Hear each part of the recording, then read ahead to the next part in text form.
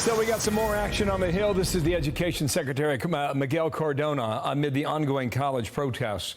He says he does not have staff at Columbia right now, but that there is an open investigation into anti-Semitism. He repeatedly condemned anti-Semitism on college campuses. And Kayleigh McEnany joins us in studio now. I got to reflect a little bit about what the White House said about an hour ago, Kayleigh. Forcibly taking over buildings is not peaceful, it is wrong, and hate speech and hate symbols have no place in America, end quote. Yes. Interestingly, something happened on your airwaves around 9:30. The former president got up and he said, President Biden can't put two words together. We need a statement from President Biden. Moments later, minutes later, we get a statement from Andrew Bates. Now, maybe it was in the works, but you look like you have a former president who's leading on this issue. He made a statement. We get the deputy press secretary coming out with this too little, too late, because Karine Jean-Pierre, she's repeatedly said we condemn anti-Semitism, great.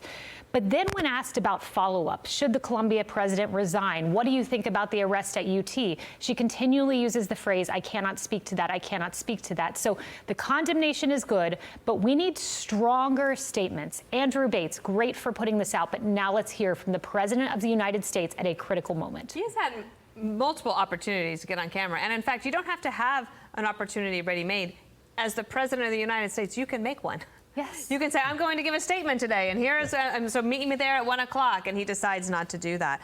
This is a montage of squad members, call for three, and describing the protests as they would like them to be, but that it's not accurate. Watch.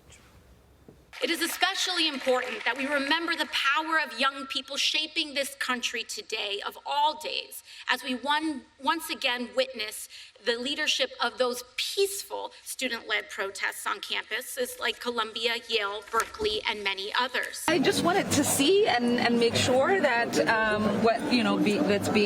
that we were hearing from the young people that it is peaceful, that they want the issue to be focused on the demands that they are making. It is very important for people to be able to have the right to protest nonviolently. They are peaceful protests, and to continue to support free speech.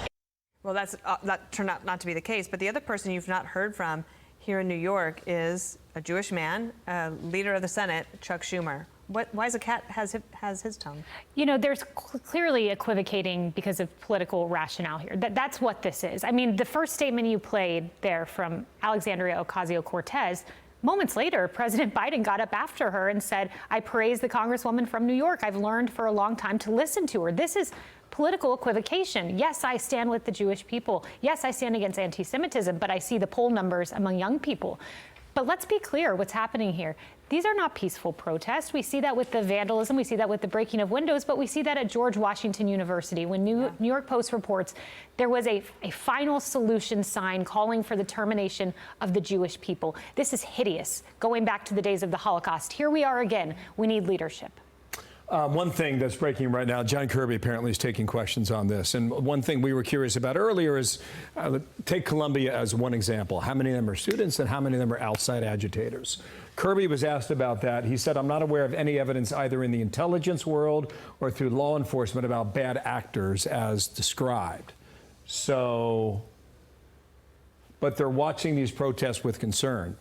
I got to think, you know, in this mess, you're seeing a lot of people who are not necessarily enrolled at places like Columbia. Bill, he needs evidence. Go talk to Glenn Youngkin, who talked about non-student participants. Go talk to Mayor Adams, outside agitators. Northeastern University, UT, UF, all have referred to outside agitators. Go talk to the people on the ground. Got it. All right. Thank you, Kayleigh. And we'll see you at noon. Thank you. Outnumbered. Yes. Okay, very good. I'm Steve Doocy. I'm Brian Kilmeade. And I'm Ainsley Earhart. And click here to subscribe to the Fox News YouTube page to catch our hottest interviews and most compelling analysis.